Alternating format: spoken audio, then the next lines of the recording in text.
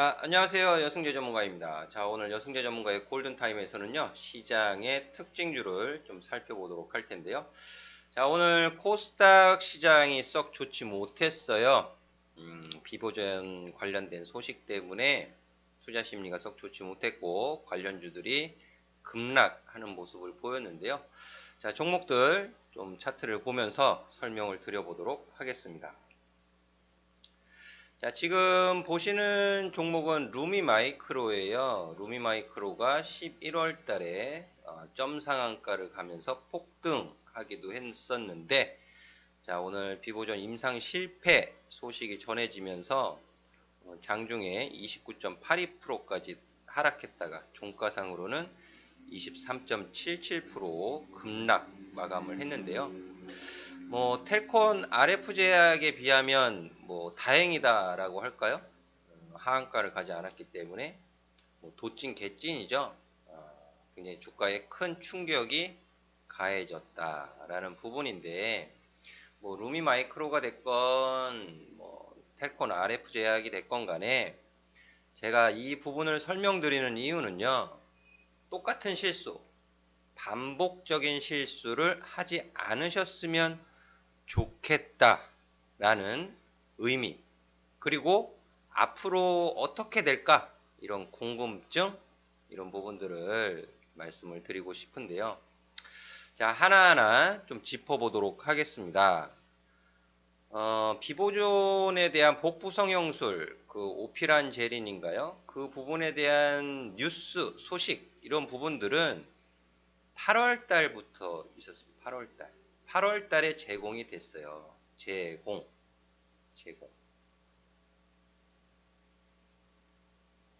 요 뉴스를 제가 보여드릴게요. 자, 어떤 뉴스냐 하면, 이 비보존의 오피란 제린에 대해서 긍정적인 기대감, 그러니까 신약 개발 성공에 대한 긍정적인 기대감이 있을 때 가장 탄력적으로 움직이는 거란 말이에요, 주가는. 자, 보시면 뉴스는 8월에 있었습니다. 8월 23일 이렇게 뉴스가 있어요. 그리고 이 날짜도 잘 보셔야 됩니다. 5월 23일 첫 환자 방문을 시작했다. 8월 19일 307번째 환자를 끝으로 심각하거나 예측하지 못한 부작용 없이 종료됐다고 설명했다. 예측하지 못한 부작용 없이 종료됐다. 긍정적인 뉘앙스죠? 긍정적인. 기대감을 갖게 하는. 부작용 없이, 예측하지 못한 부작용 없이. 그럼 예측한 부작용은 있었다라는 건가요? 그죠? 말이 좀 그렇잖아요. 예측하지 못한 부작용 없이. 그럼 예측한 부작용은 있었다는 것인가? 저는 어쨌든 그런 의심을 갖게 하는 말이다. 근데 생각 없이 읽으시는 분들은 긍정적으로 보실 수 있었겠죠. 자, 그리고 11월 중, 자, 5월 달서부터 8월까지 3달 걸렸어요. 307번째 환자를 끝으로. 그리고 이 11월 중에 데이터를 확정. 그러니까 끝난 걸 가지고 데이터를 확정은 언제? 11월. 그럼 총 어느 정도 걸린 거예요? 6개월 정도 걸린 거죠. 6개월. 6개월 정도 걸렸고, 연내에 탑라인 임상 결과를 공개할 계획이다.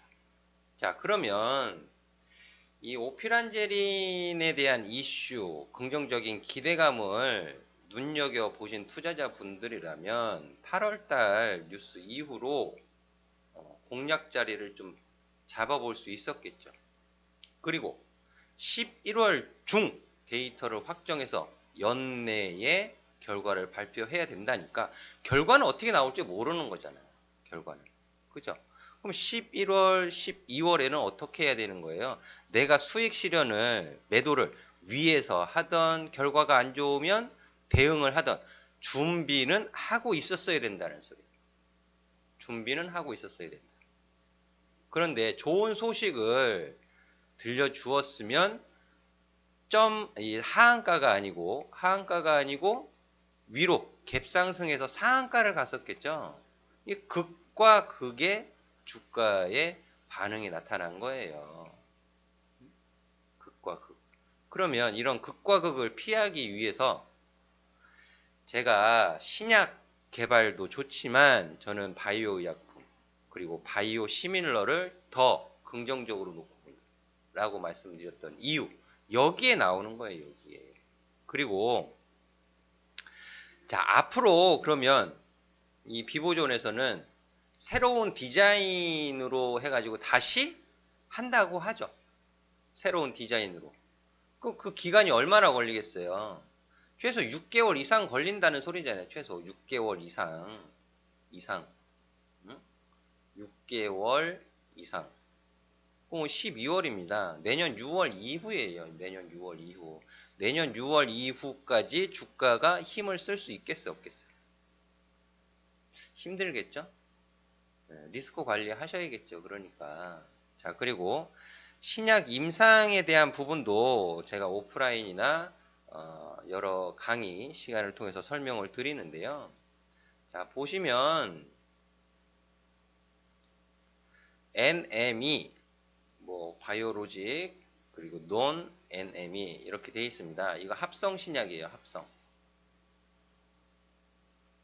합성 바이오의약품, 그리고 이건 계량형 신약, 복합체를 뜻하는 건데 임상 1상, 2상, 3상 해가지고 허가 승인 요까지 요게 최종으로는 9% 정도를 잡습니다. 9% 정도를 잡고 임상 3상은 평균적 55 정도를 잡아요.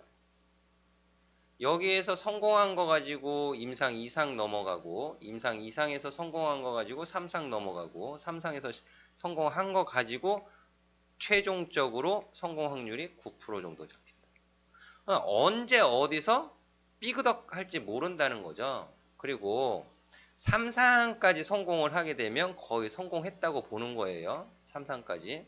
근데 그 3상 55% 정도 되는 성공 확률에서 이번에 비보존이 어떻게 됐다? 미끄러졌다. 그러면 다음번 도전에서는 성공할 확률이 어떻게 될까요? 올라갈까요? 내려갈까요? 없어요. 정답 없습니다. 올라갈 거야. 주관적인 거예요. 어떻게 될지 모르는 거예요. 그래서 6개월까지 또 지금 이제 리스크 관리 안 하고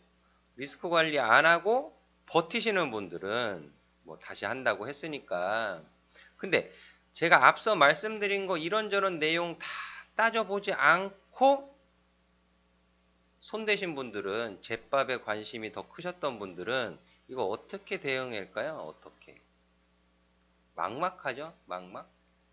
저는 그냥 차라리 지금 하한가라 하더라도 지금 잘라버리고 다시 6개월 후에 기대감이 슬슬 살아날 때 그때 다시 공략하면 지금 하한가 손실난 거 다시 챙길 수 있다라고 봅니다. 좀 그런 의견을 드리고 싶고요. 그리고 JP모건 헬스케어도 다가오는데 바이오 시밀러를 더 의미 있게, 바이오 의약품 쪽을 더 의미 있게 말씀을 드리고 있는데, 자, 오늘 이 소식 때문에 다른 제약 바이오 종목들도 영향을 좀 받았습니다만 제가 말씀드렸던 종목이 있죠. 유바이오로직스.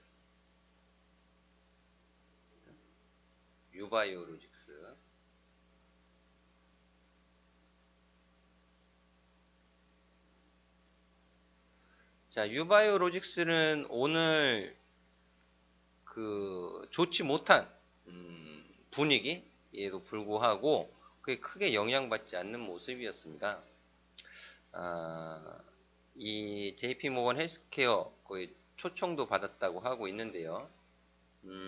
제가 자세한 설명은 또 차차 해드리도록 하겠지만 유바이오로직스에 좀 관심을 갖고 보셔도 좋지 않겠는가 라는 설명을 드리면서 정리하도록 하겠는데요.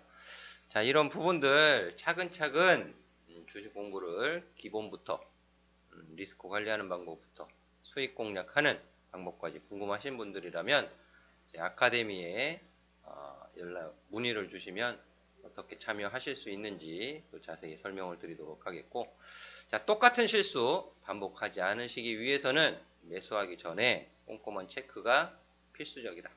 그럼 체크를 뭐를 해야 되는지 알아야 할 거 아니에요. 그렇죠?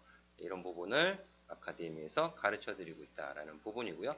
내년에는 실전 매매를 중심으로 해서 좋은 결과를 만들어 드리도록 노력을 할 텐데, 자, 항상 성공 투자하시기 바라겠고요. 저는 다음 이 시간에 찾아뵙도록 하겠습니다. 감사합니다.